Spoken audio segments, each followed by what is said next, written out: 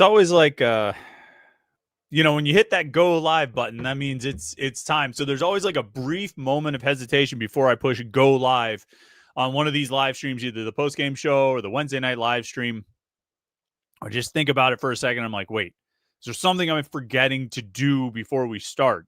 Is there anything I haven't done? Is there anything I need to get ready, or I got to open this or plug this in or whatever it might be, and then you just say, nope, we're ready to go. And you push go live and you get started. And here we are for the Panther-Lair Post-Game Show. October 25th, 2025, University of Pittsburgh football, Panthers 53, North Carolina State University Wolfpack 34. Pitt gets a blowout win over NC State. We thought that 48-7 blowout win over Boston College earlier this year would be one of the most impressive ACC game we've seen Pitt play in a long time. They come out a few weeks later. They come home a few weeks later, and they come out and blow out NC State. They didn't beat them by more than they beat Boston College, but a win that is probably more impressive, all things considered. And boy, howdy, are there a lot of things to consider here tonight, and we have got a lot of time to talk about them. We got our usual plan to talk for at least an hour about Pitt NC State, and probably go longer than that because I think there's a lot to say about this game. And as you know, we take your comments and questions. Jump in the chat screen over there, put your comment or your question in there, and we will read as many of those as we can tonight. If you want to make sure we read your comment or answer your question, the way to do it is to be a super chatter. And the best way to do that, you click the little $ down at the bottom of the chat screen and kick a couple bucks to the podcast. We appreciate that support as for sure, and we will make sure we read your comment or your question if you do that. Before we get started, quick shout out to Russ Bear. Saw him after the game and the Bear family hanging out. They park near where I park, so I often walk past them. He said he was going to be tuning in on the drive back home, so hopefully he's having a safe drive. Russ, we'll see you around at the next home game, whenever that might be, November, I guess it is. But shout out to Russ Bear, and of course shout out to his son Ryan for the outstanding game. Pitt's offensive line was really, really good today. And I tell you, one of the great moments after the game, Lyndon Cooper came in for the post-game interview, and he brought a few friends with him. Ryan Bear, the aforementioned Ryan Bear, Ryan Coretta, BJ Williams, and Kendall Stanley. And Lyndon Cooper sat down at the podium, the dais, I believe, and started talking to the microphone, and his four friends just stood behind him, as offensive linemen are wont to do. I've seen that happen a couple of times before after Pitt games. 2016, I don't know if you remember, in 2016, James Conner would go to the podium after every game because he was sort of the premier attraction as far as an individual player goes. But after the Penn State game in 2016, he brought a few friends in. He brought the offensive line and George Aston. And then it happened again in 2018. I thought it did, and I had to do some quick research to remind myself. But Quadri Olison came in after that big game against Virginia Tech and brought in his offensive line and George Aston as well. It was, sometimes you got to shout out the offensive line. Pitt, I think they call themselves the O Block. And those guys got their due tonight. We'll talk a lot about them. I'm just kind of killing a couple minutes to let everybody jump in before we start really diving into this game. But you definitely have to give a lot of credit to Pitt's offensive line. 7 sacks allowed against Syracuse a week ago.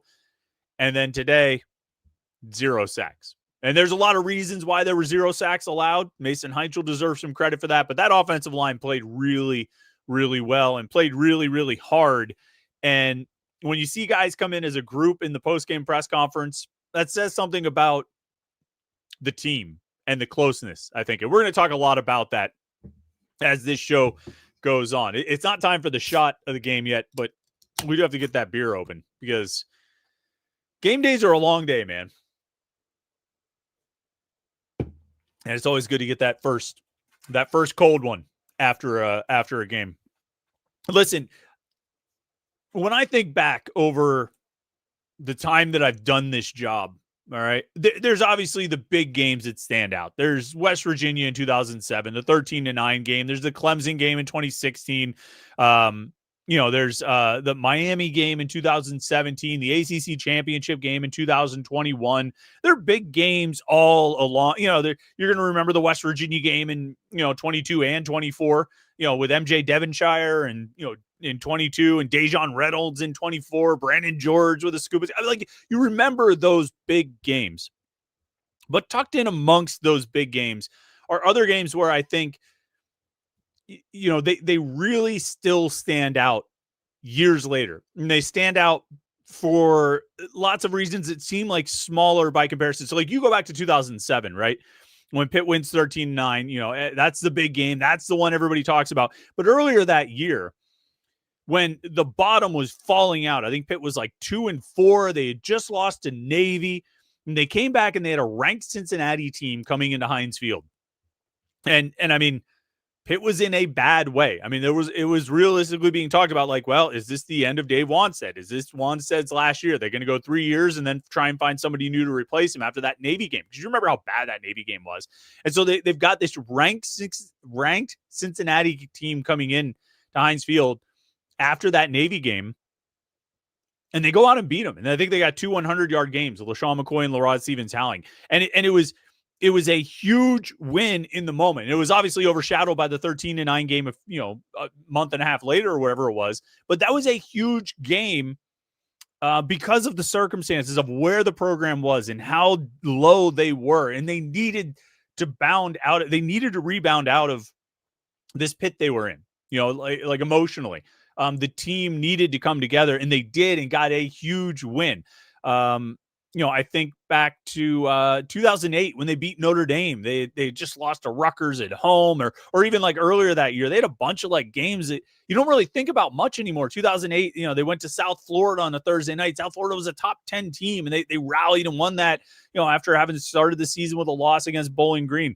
I tell you another one I think about often, some of those games in 2018, after they were in such a bad place with the 51-6 loss of Penn State, and they go down to UCF and they got blown out, and they had lost an ugly game at Carolina, and then they come home and they've got Syracuse, and Syracuse is ranked, and they end up taking that game to overtime and winning it, and then they get a close, hard-fought loss at Notre Dame, and there are a lot of little games in there. I mean, obviously the big Virginia Tech game that I just referenced earlier with all the rushing, but the Virginia game that year on a Friday night, was a huge game at that point.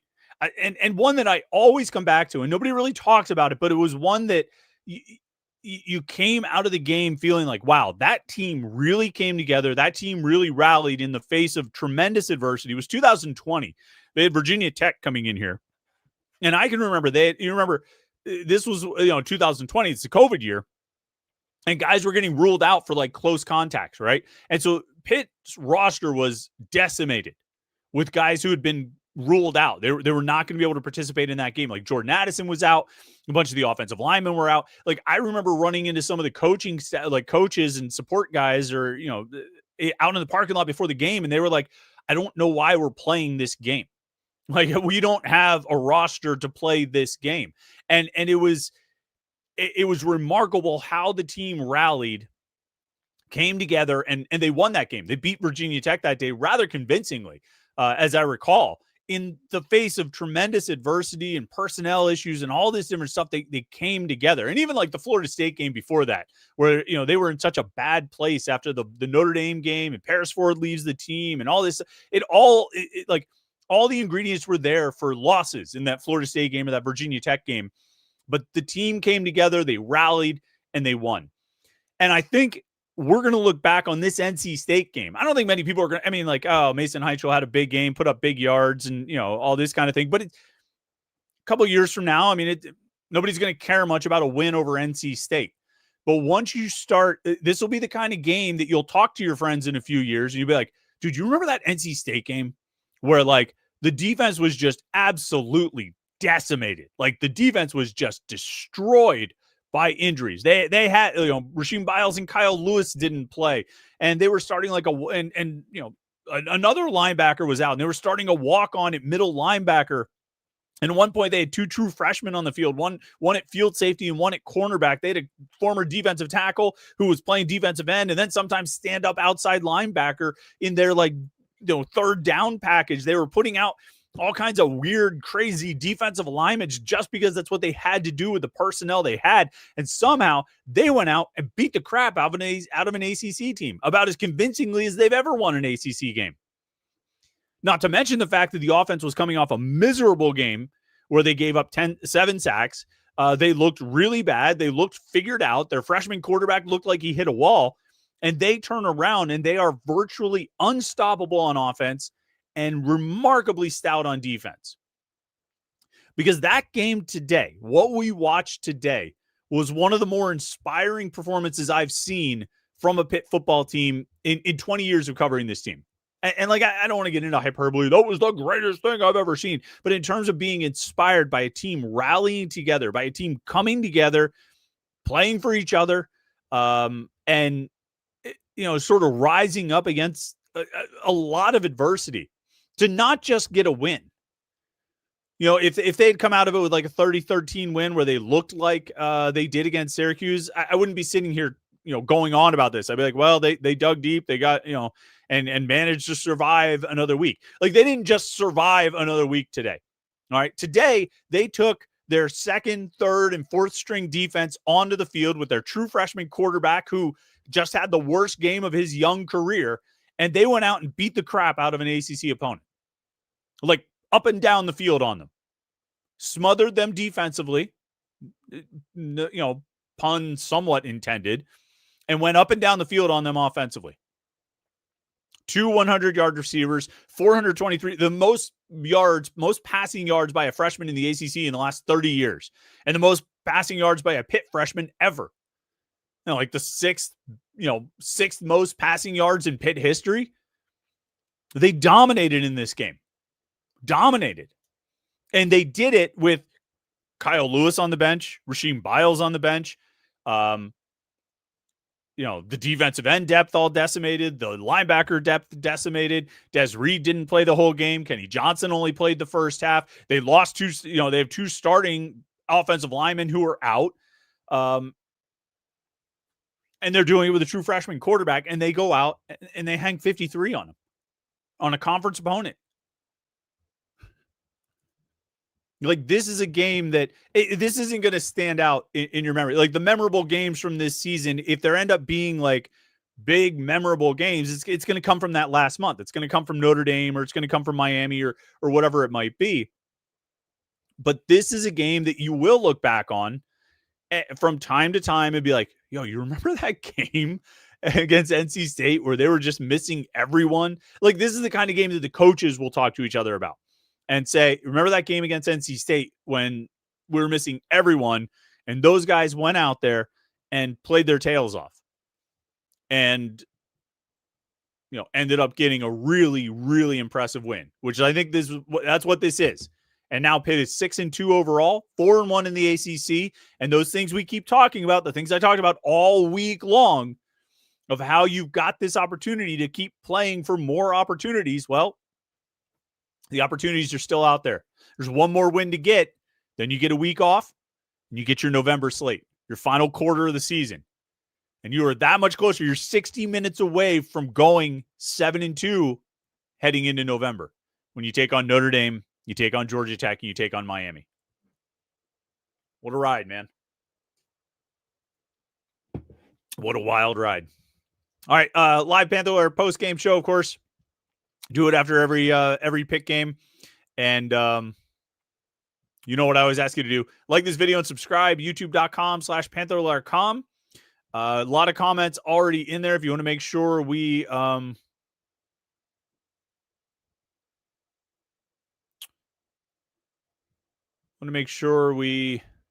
was I going to say? Like this video and subscribe to youtube.com/Panther-Lair.com. I scrolling through. I was already glancing at some of the comments, but I think we have to bring the bottle out, right? I think you guys know we need to have the Backshore Apparel shot of the game. And there's a lot of candidates. I almost thought about going like Lyndon Cooper, bringing the whole offensive line in or something like that. But there's a lot of candidates for who deserves the shot of the game. but I'm not going to get clever with it. I'm not going to get funny with it. I'm just going to go old school and just pick a guy. Because I think one guy who definitely deserves it after this game, a guy who earned it in this game. Oh man, there's two. Man. All right. I'm gonna go with two guys. I was gonna just go with one, but then I thought of another guy who absolutely. I mean, there's a lot of guys who deserve it, but the two guys. All right, I'm gonna pick just two guys because they did a lot of things in this game. I'm glancing at the stat sheet and I'm like, oh, I should pick him too. All right, the Backshore Apparel shot of the game for this one, it goes to two guys. It's Kavir Baines-Marquez and Isaiah Neal. Kavir Baines-Marquez played field safety. He played outside linebacker. He played like a deep center field safety. He played like the Delta linebacker safety. He played all over the field. He had 4 tackles, 3 solo stops, 1 tackle for loss, a pass breakup. And then Isaiah Neal, 4 total tackles for him. And just, I mean, he was all over the place. He started at defensive end again and played a lot there. But then he also played on third down in this like, sort of, it was like the Delta, I guess they called it the Night Stalkers package, and it was a new thing they invented. It was almost like a 4-2-5, but they sort of had 3 defensive ends on the field. They had their D-line kind of play like they do in the Delta, where they have 2 D-ends and a tackle with their hands on the ground, and then Neal was kind of like walking around. He was like a stand-up defensive lineman or something like that. But he ends up with 4 tackles in this game, played another great game. Isaiah Neal is becoming a stud for this defense. Kavir Baines-Marquez has been a star find. I shouldn't say star because that's a position, but has been a huge find as a transfer from UC Davis. And those two guys, and really you could extend it out to Cam Lindsey, and Javon McIntyre played a great game. Braylon Lovelace was all over the place out there. Tamon Lynham had some big plays. Lindsey forced the fumble that Rashad Battle recovered. Like, there are a lot of guys who played really well and really hard in this game. We're going to go Isaiah Neal, Kavir Baines-Marquez, Backshore Apparel shot of the game.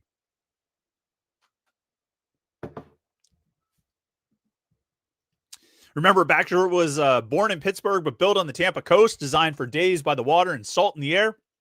But it didn't stop there. Today, Backshore hats are built for every season and every forecast, whether you're chasing waves, hitting the trail, putting for birdie, or braving the Pittsburgh cold. Wherever life takes you, Backshore has you covered. Explore the collection at BackshoreApparel.com. Backshore Coastal Roots, all weather ready. And remember, Mike at Backshore, he's a big Pitt fan, big supporter of Panther-Lair.com, big supporter of the podcast. He has been for a long time. He's the man. You need to go check it out, BackshoreApparel.com. All right. Take a little drink of beer. Let's talk about this game. So, by the numbers, impressive performance for Pitt. 529 total yards of offense. Mason Heintschel, 28 of 48, 423 and 3 touchdowns, no interceptions. I don't feel like the 28 of 48, that 58% completion percentage, really reflects how efficient he was, because the biggest thing Mason Heintschel did today, the biggest thing he did, and it's something we talked about all week that he needed to do, and it's what he decidedly did not do at Syracuse, was take what was there. He was more than happy, and he probably didn't do it as much as I thought he should. He probably could have even done it more, but he did it. He took the check down passes. He took the short passes, understanding that a 4 or 5 yard pass can be great. That's exactly what you want. If it's first down and you get 4 yards, you get 5 yards, that's great. Remember the stats that I put out last week or over the last week. If you get at least 4 yards on first down in the last 3 games, they've gotten, either converted third down or didn't face third down at all 78% of the time.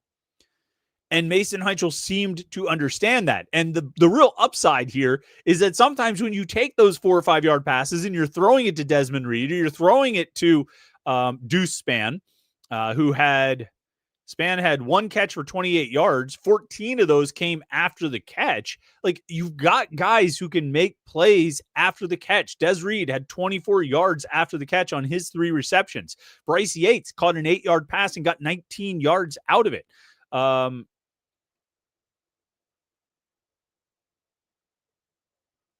How's trying to check the stats here. Bryce Yates, I'm looking. He has 1 target, caught 1 pass for 8 yards, and he got 19 yards after the catch. So I have to figure out how that math adds up. But anyway, They've got those guys, so you can take those short passes, you can take those 4 or 5 yard passes, and either get a solid gain that sets you up for a more manageable second and third down distance, or one of your guys will make a play, which these players are pretty good at doing. Jakarian Turner can make plays. Desmond Reed can make plays. Blue Hicks, he of the 84-yard touchdown catch, can make plays. Kenny Johnson can make plays. Raphael Williams. Mason Heintschel seemed to get away from that in the Syracuse game. He got back to it today against NC State. And he also hit some big plays. There's no question about it. He took some shots downfield when he felt like it was the time to do it. It was funny, the 84-yard touchdown with Blue Hicks. Blue actually said after the game, he was talking about that long play, and he said on the sideline, Cade Bell was like, let's take a shot here. Let's do it. Like, before they even broke the huddle, before they even went back out on the field, like, regardless of what you see from the defense, let's try and take a shot here. So they took a shot, and they ended up getting an 84-yard touchdown pass out of it. I thought Mason Heintschel mixed and matched, taking what the defense was giving him and trying to take shots. I thought he mixed and matched it really well. He really didn't scramble. Had a couple runs. The one that it looked like it could have been a late hit. I think he got about 8 yards on that run, but it wasn't like we saw him against Florida State where he was running like crazy. Just kind of every now and then taking opportunities that presented themselves. And that's the way he needs to play. That's the way Pitt needs him to play. And it's the way the offense is at its best, is when Mason Heintschel picks and chooses on checkdowns and short passes, taking shots downfield and taking off and running. And he played really, really well today. He looked like he did against Boston College and for most of the Florida State game. So you've got 3 out of 4 starts from Mason Heintschel where he has been really good and gone over 300 yards and thrown multiple touchdown passes and all of that. But it was a great bounce-back game for Mason Heintschel, great bounce-back game for the offensive line, and a great bounce-back game for Pitt's offense overall. Other things, Desmond Reed made some plays, probably didn't need to be in as late as he was, and looked to injure or re-injure that left ankle. Kenny Johnson obviously only played the first half, caught 7 passes for 112 and a touchdown, and did not play in the second half. He had his arm, it looked, I can't say it was in a sling, but it was inside a coat, right? His left arm was out and his right arm was sort of tucked inside the jacket, not in a sleeve. So that's a little bit concerning, something to keep an eye on. They had guys get banged up in this game, but for the most part, the guys who played were able to stay on the field, which is good because they didn't have many players beyond them. They did give up, 34 points to NC State. NC State got 445 yards. I'm not really like, if there's a way to hand wave away 34 points and 445 yards, I'm kind of doing it with this one. For a few reasons, not the least of which being the personnel that Pitt had available. But also when you look at it, so NC State had, look at their touchdowns, right? So the first touchdown they scored, it was, in the first quarter, they kind of used a lot of bubbles and swing passes and got their way down the field, six plays, 74 yards. I was pretty sure they wouldn't be able to keep doing that. I figured Pitt would probably adjust. You can only kind of go to that well so often, only a certain number of times, and they did it a lot on that one drive. And then they weren't really able to find success with it again. There are other 2 touchdowns in the first half. One was the 65-yard run from Hollywood Smothers, who finished with 86 yards in the game. He had 65 on that one touchdown run. And then they hit the trick play for 59 yards. Those were their 3 touchdowns in the first half. And so it was like, well, okay, 2 really big plays in 1 solid drive. Going to have to see if Pitt's defense can adjust and stop them in the second half. Well, in the third quarter, NC State didn't score, and they only gained 35 yards of offense. So Pitt's defense did adjust and shut them down. Then you get to the fourth quarter, they converted 2 third and longs with quarterback scrambles, and then they threw a 30-yard touchdown pass where Josh Garrier, the safety in coverage, slipped and fell. And so the receiver ended up all by himself. Maybe that guy still catches it if Garrier is standing up, but Garrier was not standing up.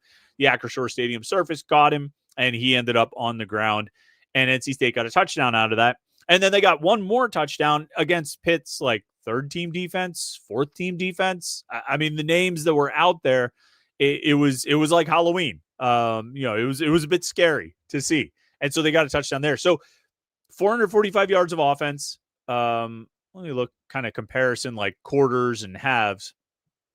They had 153 yards in the fourth quarter. So, like a third of the yards came in the fourth quarter. They had 257 yards in the first half. I think if it's possible to say your defense played well in a game where you gave up 34 points and 445 yards, I think Pitt's defense played pretty well, all things considered, because like I said at the beginning, there's a lot of things to consider. So, I think a pretty good performance for Pitt's defense, given the personnel issues they had and really how they kind of adjusted and locked things down after getting beat on some big plays, which I think you're going to have when you've got some of the inexperienced and younger guys and depth chart guys out there like they had. Let's jump into the comments and questions here. I've talked enough. I think you have an idea of what I think about this game and what I've said about it thus far. Let me just bring up the comments and questions and see what everybody's saying. Let's see.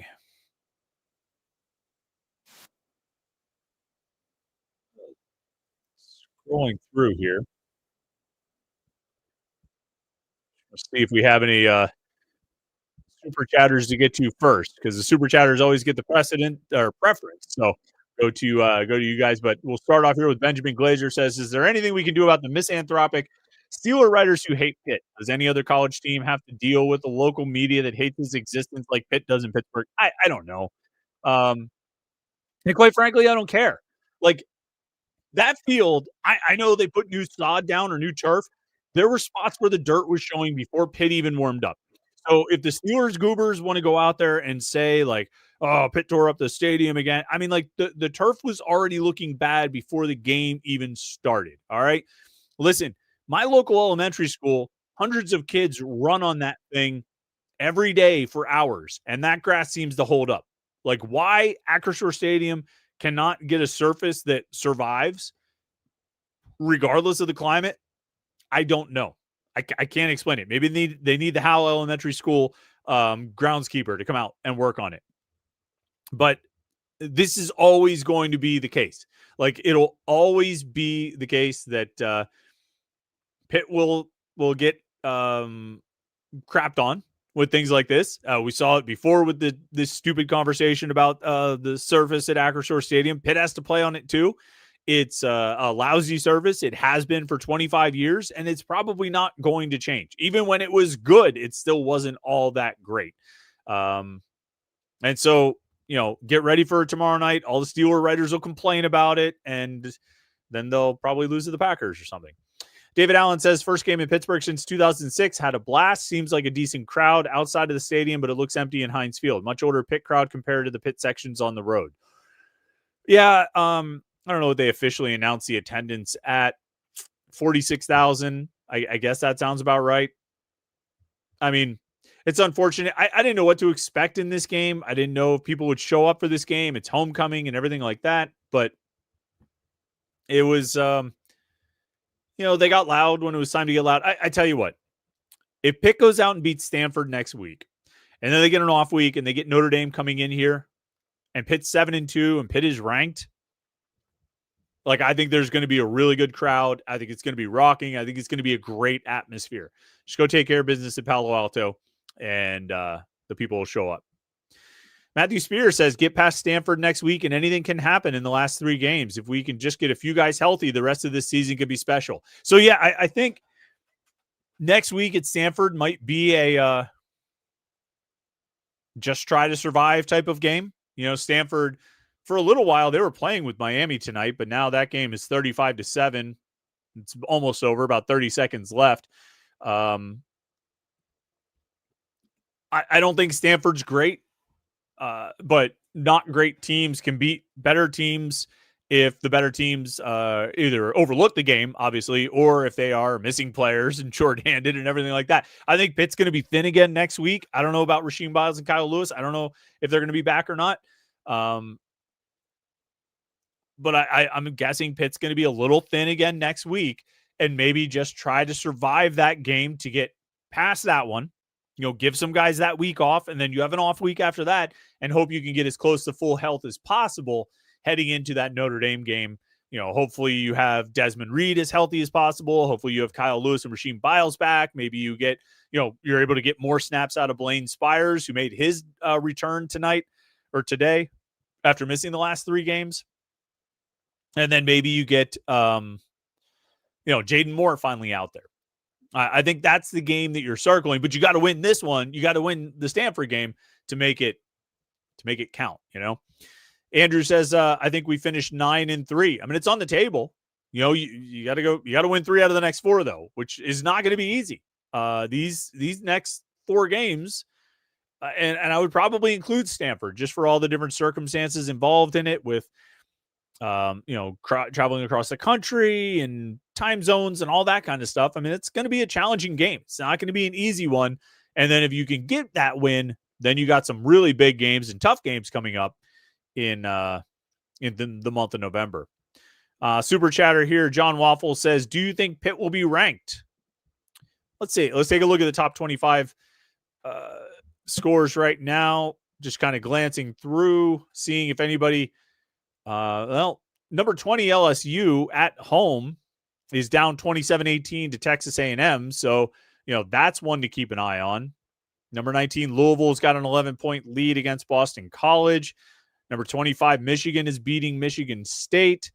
Number 17, Tennessee is up 2 touchdowns on Kentucky. Number 24, Arizona State losing by 17 at home to Houston, although that might just end up being a swap. Houston's 6-1. So if they're able to beat Arizona State, maybe they fall out and Houston jumps in. Just looking for opportunities where a team could fall. Oklahoma lost at home to Ole Miss. I don't know if they're going to fall. You lost. Granted, it's a home loss, but it's to a top 10 team. So I don't know if that drops you out of the rankings. Ditto for number 15, Missouri. They lost at number 10, Vanderbilt. I'm not sure that drops you out of the rankings. And I don't know if any other. Well, South Florida lost at Memphis. Memphis unranked, but that might end up being kind of like I said with the Houston-Arizona State game. If that game holds, I mean, it could end up just being a swap. South Florida's number 18. Memphis is unranked, but they're 7-1. So maybe those 2 teams just kind of swap it out. Number 23, Illinois lost at Washington. Maybe you look at another swap there too. It comes down to like, who are you going to drop out to move Pitt in? And, maybe LSU, if they fall out for losing at home to the number 3 team, I mean, they're only losing by 10, and there's still decent amount of time left in that game. So, some of it is like, do you deserve to be ranked? Some of it is anybody else going to fall out of the rankings to open up an opportunity for you to move in? And right now, I don't know if I see an obvious candidate for a team to move out to get 6-2 Pitt in. I do think if Pitt wins at Stanford, if they're 7-2, it's going to be really tough to keep them out.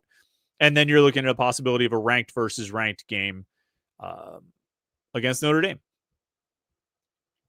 Zimno says, according to my not so deep research, that's the most points Pitt has scored versus an ACC opponent since 2021 when they went to Duke. The last time they scored this many at home was in 2018, also against Duke. I'm going to take your word for that. That sounds about right. I can't think of too many other games when they scored this many points. So yeah, why wouldn't that be true? 53 points. Swimboyd says, Chris, is there any bowl game that you would really like to travel to? Something warm, not Yankee Stadium. No real interest in going back to El Paso. That travel, like El Paso is not a bad place to be. The Sun Bowl is a pretty cool environment for a game, but like, it's just a real dog to get there. I think I had to fly through O'Hare. It took a really long time to get there. That's, I probably wouldn't want that one. Somewhere warm, somewhere in Florida would probably be what I would, if I could choose a bowl game destination. Not a baseball stadium and not in the Northeast. Super Chatter Stashy says, we need to give Kavir Baines Marquez his flowers. He's been huge these past few weeks. He sure has. And it was funny because in the Syracuse game, I was like, I think I just saw Kavir Baines Marquez playing linebacker. Is he actually playing linebacker with these injuries? And then, yeah, sure enough, he was like part of the plan at linebacker today. They were rotating guys in and out. And this is the other remarkable thing about what they did on defense today in this NC State game. You know, they opened the game with Braylon Lovelace playing money linebacker. He's played middle linebacker all season. Cam Lindsey is starting at star linebacker, and Abe Ibrahim, walk on from Chartiers Valley, is starting at middle linebacker. And then after one play, they take Ibrahim out. Lovelace moves back to the middle. Lindsey moves to money linebacker, and Kavir Baines-Marquez comes in and plays star. And they did this on like multiple series where they would start off with Lovelace at money, Ibrahim at middle, Lindsey at star. And then after one play on second down, usually it was a second and long, Lovelace would go back to the middle, Lindsey would go to the money, and Baines-Marquez would go to the star. Like, just moving guys around. And Panarduzzi said, like, they were kind of worried all week about how is this going to go, moving these guys all over the place. So they're going to know what they're supposed to do. And I think they did. And Kavir Baines-Marquez is a big part of that. I mean, he made some big tackles today. I think he's just played well overall. I think he's been really good for Pitt this season. Let's see. Every time I go to a super chat, I have to scroll back to try and find where I was. Oh, here. Zaperk says this is a fun season this far. That's for sure. It's been fun for the last 4 weeks. It wasn't all that much fun when they were losing to West Virginia and Louisville, but the last 4 games with a 4-game winning streak, it's been pretty entertaining to watch. It's fun to watch this team kind of grow and evolve and kind of grow into themselves, so to speak. Thought 2424 says the offense looked great. No notes. The injuries are unfortunate. Run game could be a bit more consistent. Yeah, it could. I mean, I think you got to find what works. I think with the run game, you got to find what Des Reed and Jakarian Turner can do. You got to find what the offensive line can do. I thought those guys pass blocked really well today. The run blocking wasn't quite as good. But also, like, I think you have the kinds of running backs who they need to get outside. I think you need to get them on the perimeter and let them make plays that way. That seems to be where they are at their best. And, as opposed to running up the middle, although Jakarian Turner is always more impressive to me than I expect him to be when he runs between the tackles. Every time they give him the ball between the tackles, I'm like, that's not going to get anything. And then a lot of times it ends up getting like 4 yards, 5 yards. I'm like, what? How did that happen? Sort of a pleasant surprise. But, I think by and large, Turner and Reed are better when they're attacking on the perimeter. I think that's where they can get outside. They can make guys miss and they can take off and go for long runs. And, I think they've been pretty good in those situations. It's probably what they need to do more of. But also when you're able to pick up 4 yards, 5 yards with short passes, you're getting effectively the same impact or the same result. Pitt Fan H2P says, huge wound for the city. Pittsburgh football is back. I think you mean huge win. It's definitely a huge win for Pitt. I don't know if it's a huge win for the city or not, but it's a huge win for Pitt. You corrected it. Huge win for the city.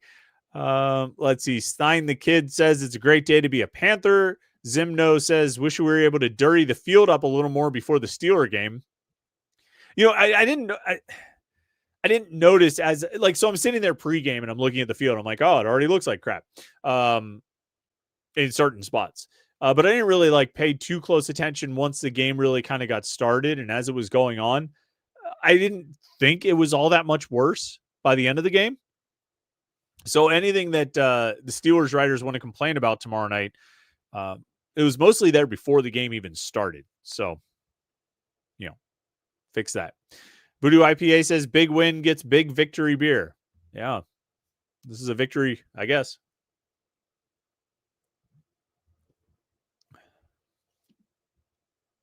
Can't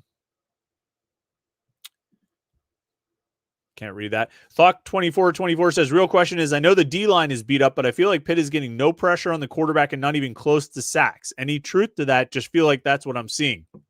Yeah, there wasn't a lot happening in terms of pressure today. They were able to get CJ Bailey out of the pocket a little bit. I don't know if they held off on rushing. I don't know if they rushed the passer less, out of fear of his scrambling ability or out of respect for the running game. Officially, they had 6 quarterback hurries, 2 for Jimmy Scott, 1 each for Justin Thompson, Jasir Whittington, Joey Zielinski, 2 for Nick James, 1 for Nate Temple.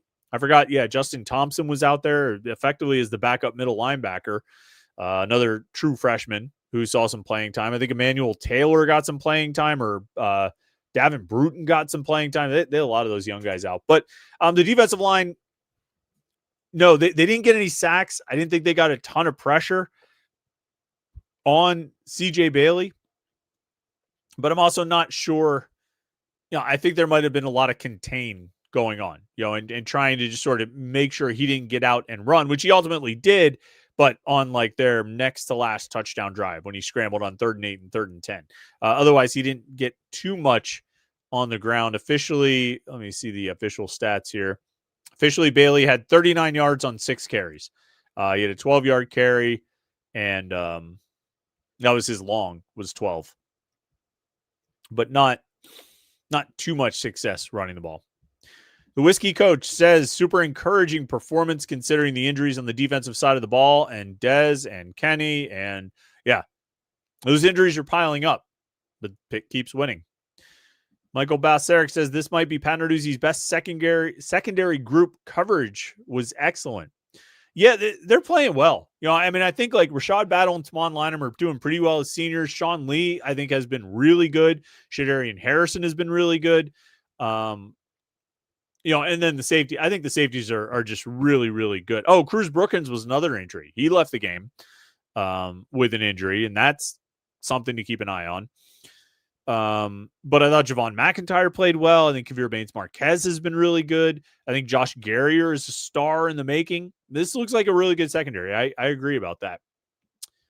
Zapirk says, do we think there was enough loss in the top 25 for Pitt to get in this week? If people expect game day versus Notre Dame, then we need to be ranked now. Otherwise, no game day. I don't know. Like I said, we just kind of went through the top 25 games and didn't really find a lot after like last week where it seemed like everybody in the top 25 or at least the top 10 lost. Doesn't seem like there's quite as much happening this week to help Pitt get into the top 25, but we'll see. Whiskey Coach also says, can't wait for Notre Dame week. Please beat Stanford. Yeah. Can't look ahead. Got to take care of the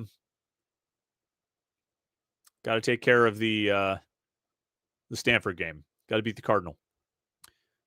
Christian R says, as a super chatter, we appreciate you. Says another big win. Will be interesting to see Pat Narduzzi with this rare West Coast trip. Yeah, I think that's probably going to be one of the big topics on Monday at the press conference as we talk about how Pitt's going to approach this and what they're going to do to sort of prepare for it. I do think it helps that the game is at 3:30, body wise. And I think they might go out a little bit early to try to acclimate to the time change. I mean, 3:30 there. Well, I guess it's 6:30 there, right? Wait, now I'm getting mixed up on when this game is getting played. Yeah, it's 6:30 there, so it's 3:30 here. 3:30 for us, so we'll probably start this post-game show around 7:30 on Saturday. But for the players, their bodies, as far as like adjusting to the time change, it'll effectively be like 6:30. It'll effectively be 3:30. With what their bodies are used to, they'll be playing at 6:30. But it'll be 3:30 with what their bodies are used to. So I think that's a good thing. Is my point. I think it's not going to be 6:30 there. It's going to be 12:30 there. I'm losing track on my math. So it'll be 12:30 there. Their bodies will be sort of accustomed to 3:30. It's not going to be some weird time where they're playing like a 7:00 local time game, which would be 10:00 out here, right? It's not going to be like that. And so I think it's good for them to have the 3:30 kickoff time. Out there, it'll be 12:30. But I think it's good for Pitt to have that kickoff time, even though I think they'll probably go out a little bit early to try and acclimate to the time change and time zones and everything like that. Let's see.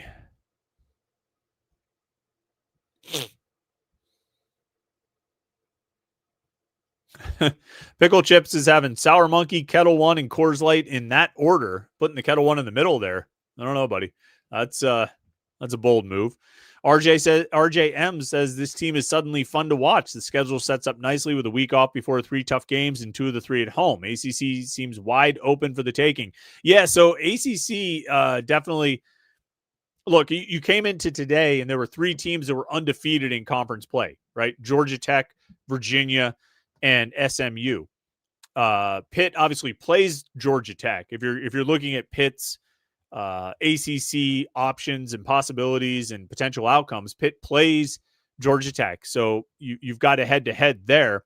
SMU lost today to Wake Forest. Wake Forest is now 5-2. They beat SMU 13-12.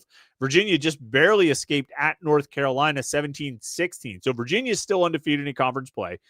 Georgia Tech beat Syracuse. They're still undefeated. Louisville is 1 loss in the ACC, but they have a head-to-head tiebreaker advantage over Pitt because they beat Pitt. Right now, they're beating Boston College by 11 with just under 2 minutes left to go in the third quarter. So, it's not like Pitt entirely controls its destiny in the conference, but they are, they would need a little bit of help, but it's not out of the realm of possibility at all. I mean, I think there's still enough games left for a lot of weird stuff to happen. Like you said, the schedule sets up nicely with a week off before the 3 tough games, but you got to take care of Stanford. We're going to be hammering this point all week long. You've got to take care of Stanford. ZC717 says Mason Heintschel is something special. That's all I have to say. Yeah, he looks really good. Really, really good. Football Stinks says Ryan Manilak is the best position coach. I don't know if he's I don't know. Like, there's some guys you can make a case for. I think Corey Sanders is really good at his job, too. Ryan Manilak, I think the brain trust right now on defense is really strong.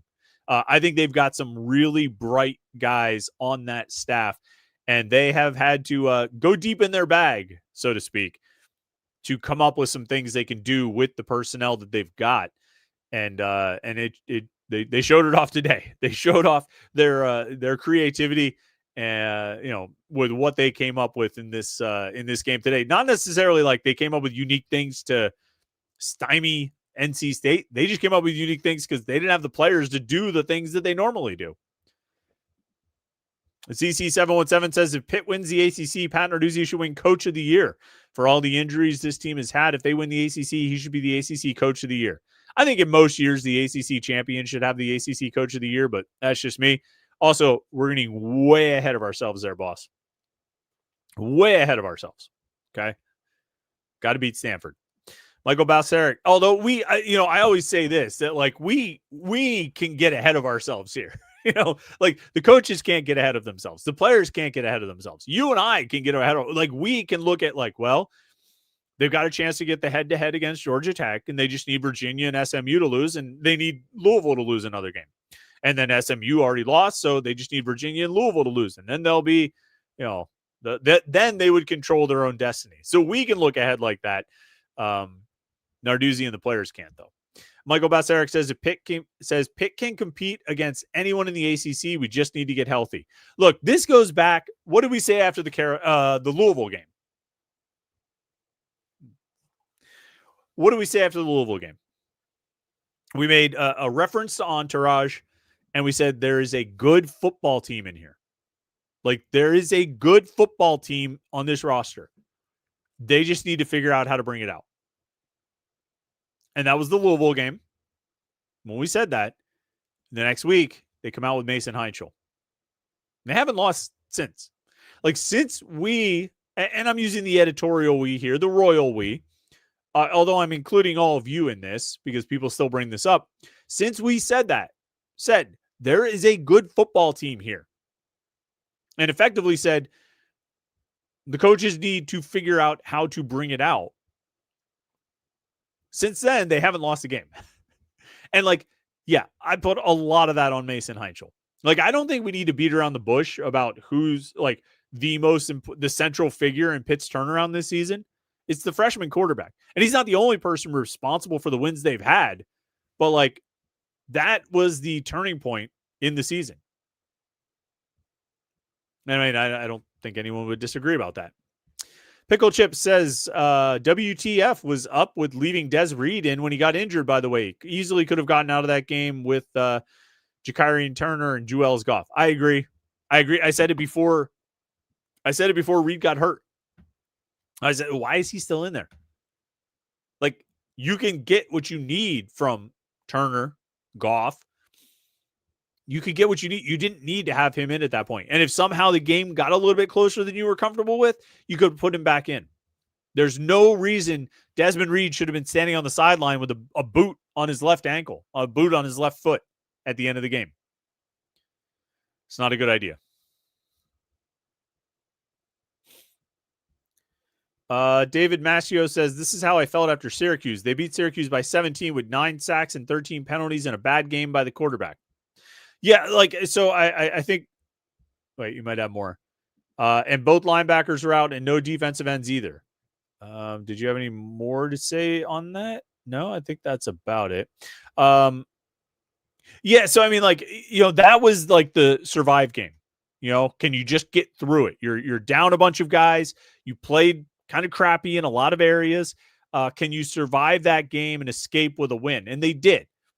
So if you go through the many seasons of Pitt since Mason Heintschel took over, you have this blowout, near perfect game in Boston College.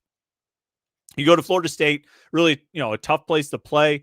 You get the win, but you have, kind of a lucky bounce, right? It wasn't the reason they won, but it was a gigantic play of Jakarian Turner recovering the fumble when Mason Heintschel fumbled, right? And then you go to Syracuse, you play pretty poorly. You make a lot of mistakes. You have one of your worst games offensively all season, but you're able to escape with a win. And then you come to this game, and the offense is just lights out, but the defense is totally decimated by injuries, but they're able to hold on, and you get out of there with a 3-score win. And so you've kind of you've won games in 4 different ways over the past four games. Who knows what next week will bring? Stein the Kid says, we got to get Percy back by the latest in the Notre Dame game, hopefully next week. So, Kendall Stanley obviously had all the false starts last week, and then he had a false start and a holding this week. But this isn't other than that, how was the play Mrs. Lincoln thing? But other than that, I think Kendall Stanley's been pretty good at left tackle, excuse me. And when Jeff Percy's healthy, and I don't know when that time is going to be, but when Jeff Percy is healthy, I don't know what you do. I don't know if you automatically slide him back in at left tackle, because I think Stanley has played well overall. So I don't know if you move Stanley inside to left guard, where I think Ryan Coretta's played pretty well. I don't know if you have Percy work off the bench. I'm not sure what you do when that happens. But what I do think is I don't think you're in a rush to bring Jeff. I don't think you have to hurry Jeff Percy back. You can let him take whatever time he needs, because Kendall Stanley has done a pretty good job filling in. ZC717 says, all I hope is that Kyle Lewis and Rasheem Biles are good to go for the Notre Dame game. He says, which I think they will be. Yeah, that's the game you're circling to get guys back, whether it's Biles or Lewis or Cruz Brookins or Jaden Moore, Des Reed, Kenny Johnson, whoever it might be. That's the game that, because that's November. That's when you need to buckle down, and you're going to have something to play for. I keep saying this too, and this is probably something I'm going to repeat a lot this week, and I'll say it even more if they beat Stanford. It's been a long time since we've seen Pitt play games that matter in September. Last year, they seemed like they were going to matter, and then it just sort of faded away as they kept losing, right? 2023, it didn't matter at all. 2022, they went undefeated in the month of November, but it didn't matter because they lost 3 games in October. And when they lost those 3 games, it took them out of the race for the ACC championship. And all those wins, it just got them to 8 wins, and it didn't really matter for anything. 2021, obviously it mattered, because they were able to clinch the Coastal Division and position themselves for the ACC championship. 2020, I don't think it really mattered. 2019, I think they had lost enough by that point that it wasn't real. I don't think they were really in the mix. trying to think of who they lost to in 2019 in the ACC. I know they lost to Miami, and I know they lost to Boston College in the regular season finale. But, they lost at Virginia Tech. Although, was that game in November? Yeah, that was let me see where they were heading into November that year. So they went 2-2 in November, which means they went 5-3 prior to that.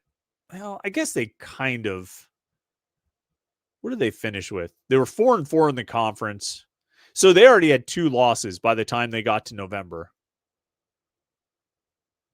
Yeah, they lost to Miami. And who else did they lose to? Oh, Virginia. They lost to Virginia in the opener. I keep forgetting they played Virginia in the opener. So they already had 2 conference losses by the time they got to November. There was sort of something to play for, but they were sort of hanging on a thin line. I'm not sure they were really all that into it. 2018, they had something to play for because they were competing for the Coastal Championship, and they ultimately clinched it and went to the ACC title game. So it's been a while. It's been a while since Pitt has played November games that really matter. And like that's what's hanging in the balance right now. More could be hanging in the balance down the road, but right now what's hanging in the balance is the opportunity to have the November games really matter. And you got to win at Stanford next week to make those November games matter. Gary Landefeld says, Joel's Goff got very little playing time today. Has Ja'Kyrie Turner significantly passed him on the depth chart? I mean, it looks that way. Goff got 1 carry for 3 yards. He also had 1 catch for 11 yards. He played a handful of snaps later in the game, but Turner is the primary number 2 running back right now, I would say. And I can kind of see it. I mean, he's a really good player. He's an explosive player. I like Goff a lot. I think Joel's Goff can play. But Ja'Kyrie Turner has looked like the better running back. He's looked like the second best running back on the team. And at times he does things that you're like, oh, that was really interesting. If he ended up being their number 1 running back, I think they'd be okay. He might not be quite as good as Des Reed right now, but I think they would be okay if he was their number 1 running back. So I think they're going to need all those guys. I would guess the fact that Desmond Reed was in a walking boot at the end of this game, and the fact that they have a week off after next week's game, and November is as big as we've talked about it being. Maybe you limit what Des Reed does this week and does at Stanford. Maybe you don't play him at all, and you just go with Turner and Goff, and you have Reed available as an emergency player, but you don't put him out there unless you have to. Matt Fry says Pitt's defense was very good aside from the big plays. The young quarterback looks very good. Great win. Yep. I agree. Josh Newark says your cousin sucked. My cousin Jacarius Peak, I believe he played. I don't know. Let's see. Let's look at the starters. I kind of forgot about that once the game started. Jacarius Peak, yeah. I don't know if he gave up any there were no sacks at all. I don't know if he gave up any pressures. We'll have to check the numbers on Pro Football Focus. Football Stink says, Chris, do a shot for your co-host, the dog. The dog's not over here. He's probably over there sleeping. He sleeps over there across the room. He's not right next to me tonight. So Gerard says, I had no clue this Pitt defense was top 5 against the rush. They're always good against the rush. That's what they do. And they really, people look at the West Virginia game. They just got gashed by the run. They didn't get gashed. They got bludgeoned. West Virginia ran the ball 58 times. Florida State's running backs found some success. They had a couple of guys who did pretty well, but they didn't do it the whole game. They really just found some momentum near the end of the third quarter and into the early fourth quarter. But it's not like they really crush them. And then you look at some of the other better backs that Pitt has faced, Isaac Brown is one of the top running backs in the ACC. He didn't do anything against Pitt. Turbo Richard is, at Boston College is one of the best running backs in the ACC. He didn't do anything against Pitt. Yassine Willis did nothing against Pitt. Pitt is really good against the run. They've always been. And part of it is by design. They are schemed to stop the run, and they focus on it and they emphasize it. They've done a great job with it, and they have for a long time. And so it wasn't a huge surprise today, although, NC State only ran Hollywood Smothers, Holiday Smoothie, only got the ball 8 times. Only had 8 carries, I should say. He had some catches, too. They targeted him. He had 5 targets, caught 3 passes for 25 yards. I think probably would have wanted to hand the ball off to him more, but just didn't. Travis Spagnolo says, curious for everyone's opinion. What the heck happened to the Panther Pit? That group is dead. Section is lifeless. It's not filled. Most sitting down. They make zero noise. Never seen it like this. Goes on to say, I've been a season ticket holder for years. I've never seen that building so dead for every home game of the season. It's incredibly noticeable. The Panther Pit, I did think was a little bit underattended today. I don't know what that was all about. Somebody could tell me if there was something, if the students were out of town or something like that. They've usually been really good for the past few years. But today, it didn't seem like their best day from what it looked like to me. Like when they unrolled the giant Panther Pit banner, there were a lot of empty seats over there. I was a little bit surprised by that. And I don't know, is Pitt on a fall break or something this weekend? I'm not sure, but I was a little bit surprised that the attendance wasn't a little bit better in the Pit, but that happens. Day G's says playoffs if we win out. Well, if Pitt wins out, they'll be 10-2. They'll have beaten Notre Dame. They'll beaten Miami. They'll beaten Georgia Tech. They'll be 7-1 in the ACC. And I would guess it's not a guarantee. They wouldn't control their own destiny. But if they win out and they go 10-2 and 7-1 in the ACC, they'll probably be in the ACC championship game, which should give them a pretty good shot at the playoffs. And to be quite honest, I mean, if they win out and get in the ACC championship game, they're probably good enough to beat anybody in the ACC championship game. So they should be able to get themselves into the playoffs that way. I don't think there's any guarantees. It's not a guarantee that if they win out, they make the ACC championship game. They would need help in order to do that, in order to get there. And so I don't think there's any guarantee about making the playoffs either. But I'm still thinking about, Stanford. Zimbo says, I'd be a lot more scared of Stanford if it was a 10 p.m. or later kickoff. Yeah, I agree. I kept trying to say that, but I was getting all my times mixed up. So it kicks off 3:30 Pittsburgh time, which means 12:30 Stanford time. I think this is this is probably the best possible time because Pitt, I think they're going to get out there a little bit early, try to adjust to the time change and get used to the different schedule. And, which will help them, I think, be prepared for the 12:30 time because it won't be weird. They'll be able to follow by the clock a normal game day routine. And then their bodies might still be feeling like they're in East Coast time, which would mean, 3:30, which is a normal time for them to kick off. It's what time they kicked off today. So I think that's a good kickoff time for Pitt. I don't think it necessarily gives them an advantage over Stanford, but it doesn't create a disadvantage. So that's a good thing.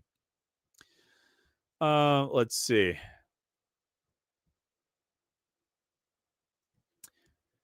Deji says, should be 8-0, shaking my head. Yeah, I mean, that's true. Like, they should. Like, and they could have been 8-0, but they're not. I think at this point, and this will come up from time to time. This came up in 2021 from time to time. Like, oh, they could have been the playoffs if they didn't blow it against Western Michigan and Miami and all this stuff. Like, you're right, but what happened. And so you can dwell on, how they blew those 2 games, the West Virginia game and the Louisville game, or you can look at what they've done since then, where they're at now, and where they potentially could go, which is far more interesting and far more pleasant, I think. Ryan Falcone points out, though, 3 top 10 wins with a new quarterback are easily going to get us in, is what he says. Just bring up the polls real quick. As of right now, Notre Dame is number 12, Georgia Tech number 7, Miami number 9. If Pitt were to, if Notre Dame, I think they were off this weekend.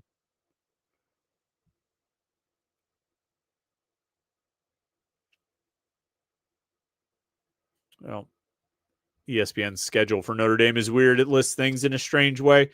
It says they're playing Navy on November 8th, but Oh yeah, they probably are, and then Pitt's the next weekend.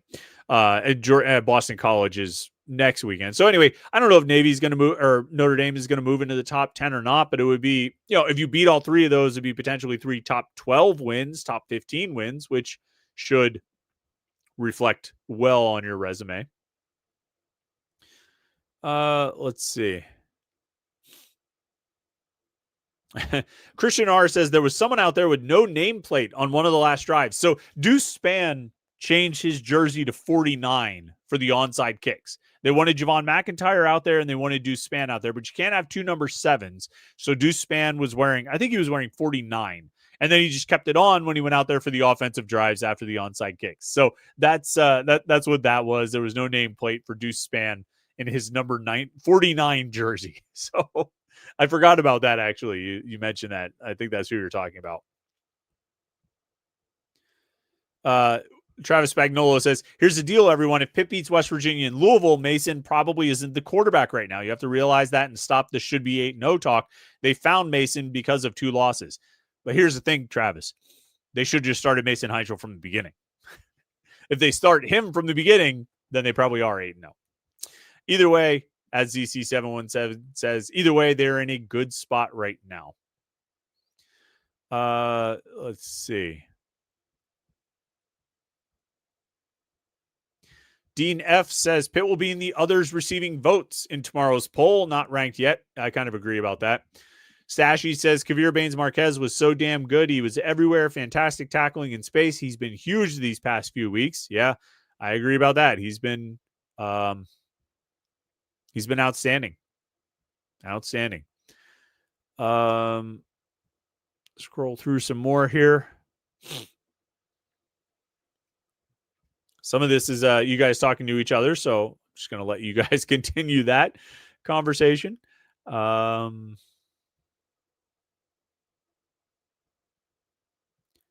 See what else we got here before we head out. Kenny Gizmo says, instead of everyone complaining after every game about Pat Narduzzi and Cade Bell, how about sitting back and enjoying the fantastic job the two of them have done this year? I think today, I think people are. And, I think that was the case after the Florida State game. I think that was the case after the Boston College game. I think there were some concerns after the Syracuse game. But today, I don't know, Pitt fans. I got to think you feel pretty good. Because, look, today's game had the potential of nightmare fuel. Today's game had the potential to be a horror story. All right? Like, you put together all these elements, okay? Think about this. 3-game winning streak coming in. Won the last couple of games, but on the road. So you're coming back home with a winning streak, with some momentum. You got some big recruits in attendance, some big-time recruits in attendance, right? You got all all this momentum's building, and then you come home and you just blow it all. Like, that was very much on the table. It was very much a real possibility. And it's something we've seen happen before, and it very well could have happened today. Particularly given all the personnel and all the issues that Pitt had. So to turn around and get the win that they got despite those circumstances, I think Pitt fans are feeling pretty good tonight. Let's see. Rick Paparello says, hey, Chris, always fun walking out of the stadium with a win, but wow, how these kids dug deep, especially on defense, was extra special. Credit the coaches big time. Also, next week is going to be tough. Yeah. I agree with everything you said there. I think these players deserve a ton of credit. I think these coaches deserve a ton of credit. I think everybody involved with this operation should feel pretty proud tonight when they sit back. I hope the coaches or whoever is sitting back with their cold beverage of choice and just saying, you know what? That was pretty good. That was pretty good. Christian R says, what's your guess for Notre Dame game time? I don't know. 3:30? That would be my guess, I guess. Cody Sheeler says, do they have the depth down the stretch to sustain the number of injuries? I wanted to see Kyle Lewis get some snaps at running back. Kyle Lewis is definitely not getting snaps at running back. I never say never about anything, but I would say never about that because if they can get him back on the field, they are not taking any chances with him playing running back. First of all, they don't even need running backs. Desmond Reed is really good. Jakarian Turner is really good. Joel Goff is really solid. Like, they don't need running backs. They need Kyle Lewis back out there at linebacker. Do they have the depth down the stretch to sustain the number of injuries? I don't know. But what I do know is they have the depth to survive and sustain today despite a lot of injuries. Kenny Gizmo says, Narduzzi has stepped back and allowed his coaches to coach the players. Watch during most timeouts. Narduzzi's away from the group and the coaches are trusted to do their jobs. I think that's always kind of been Pat Narduzzi's approach. That he's, you could go back to his introductory press conference in December of 2014, and he says, the head coach should be the CEO of the program. That the head coach coordinates the coordinators, and then the coordinators are the head coaches of each of their side of the ball. Like, the offensive coordinator is the head coach of the offense, and the defensive coordinator is the head coach of the defense. And obviously, he's going to be more involved with the defense because that's what he is. That's where his his background is. But I think he has generally let the coordinators do their jobs, let the assistant coaches do their jobs, sometimes to his own and the team's detriment. When you think about the quarterback situation in 2023, he probably should have stepped in and done more himself, in that situation. And I tend to think he learned something from that situation and changed his approach, but maybe he would say he didn't. But I don't think that's a recent change or a recent revelation. I think he's always kind of let the coaches coach. Dan B says, I've never seen a team turn a season around like this. Should be undefeated. I mean, the 2018 team comes to mind and how they turned that season around. I know they finished 7-5 in the regular season, but I mean, from where they started with the blowout loss to Penn State, the disgusting loss at North Carolina, the really embarrassing loss at UCF, to turn around and beat Syracuse, impress in a loss at Notre Dame, and then beat Duke, Virginia Tech, and Wake Forest in succession to clinch the ACC Coastal Division. That was a real turnaround. This year's team is doing a turnaround of its own, for sure. Let's see. Cody Sheeler just keeps asking about Kyle Lewis playing running back. Says, it was nice seeing Jordan Whitehead back today. Should we put Kyle Lewis in the Wildcat when he's healthy? No, you need him playing linebacker. You've got running backs. You need Kyle Lewis playing linebacker. Keep him there. Kaniak 1230 says, the most impressive true freshman quarterback I've ever seen. The poise he has is incredible. Yeah. Mason Heintschel has been really, really good. There's no question about that. ZC717 says ankle injuries are nagging and Desmond Reed hasn't recovered from the West Virginia game. Yeah, they do come back on you. I think you hear that when you watch football at all levels. People talk about ankle injuries and, they can be re-aggravated. And, kind of a worst case scenario today where it looked like he probably did re-aggravate that ankle injury, and you need him healthy. You need Desmond Reed as healthy as possible. Let's see.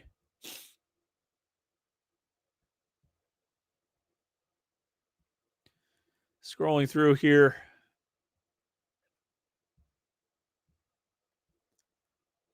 Just trying to get one or two more comments before we head out and I get back to writing more things about this game. Byron Nelson says Pittsburgh's defense looked a lot like the Steelers. Can't give up 30-plus points, except the Steelers, typically when they give up 30-plus points, are playing with T.J. Watt and Cam Hayward. Today, Pitt was playing without Kyle Lewis and Rasheem Biles. And for most of the game, Cruz Brookins. So, and if you added like a free agent top, starting acquisition in the offseason and he hasn't played yet, like Jaden Moore, like that's what I would compare it to. And again, it's like They gave up a lot of yards, 445 yards. They gave up 34 points, but I don't think they played all that poorly. So I went through this before, but I'll go real quick over it again. Like NC State's touchdowns. All right, their first touchdown drive, 6 plays, 74 yards. It's pretty much all bubbles and screens, and Pitt adjusted to it. And NC State couldn't keep doing that the whole game. They didn't. They get another touchdown on a long touchdown drive, a long touchdown run, 65-yard run, where inexperience kind of reared its head, and you had some bad angles and bad fits, and a guy who's really fast and explosive took off for a long run. The next touchdown, they get beat on a trick play, right? And they give up a 59-yard trick play. In the third quarter, so all of that was in the first half. In the third quarter, Pitt's defense gave up 35 yards, not points, yards, 35 yards and 0 points. And then in the fourth quarter, they're like what counts as their starting defense gave up a touchdown where the opposing quarterback scrambled twice on 3rd and long, once on 3rd and 8, once on 3rd and 10, and got first downs, and then threw a 30-yard touchdown pass where the safety slipped and fell. So is that bad defense or is that bad footing? And then they got one more touchdown against literally Pitt's like 3rd and 4th string defense. So I don't think I can kind of rationalize that away. I don't really feel all that bad about Pitt's defense today. And given what they were working with, the personnel they had available, the circumstances of the whole thing, I think they acquitted themselves nicely. Let's see what else we got here.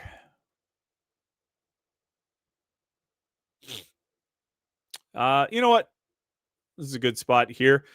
Swim Boyd says, thanks for another great live show, Chris. I think we will wrap it up here after Pitt's 53-34 win. It was a lot of fun to talk about it tonight. We kind of bounced around to a lot of different topics, but I mean, I just think a really impressive win where, difficult situations, Pitt ends up, rising to the occasion. And credit to the players, credit to the coaches.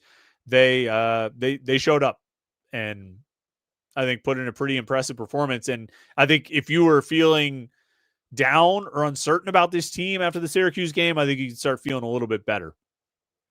And I got to think Pitt fans are sleeping happy tonight. So Pitt wins 53-34. The Panthers are 6-2 overall, 4-1 in the ACC. They'll go to Stanford next week, and we'll be live when that game ends. So make sure you like this video and subscribe to youtube.com/Panther-Lair.com. We got video content from the post-game after the game today. We've got obviously our post-game show here. We'll have Morning Pitt on Monday and all kinds of Pitt video content throughout the week. So make sure you like and subscribe. youtube.com/Panther-Lair.com. Thanks for tuning in tonight. Thanks everybody who joined in the chat, super chatters and everything like that. Pitt wins. You get to have a good night. Thanks for tuning in, everybody. Hope you've had a good weekend so far. Enjoy your Sunday, and we'll catch up with you Monday morning for the Morning Pit right here on youtube.com/Panther-Lair.com.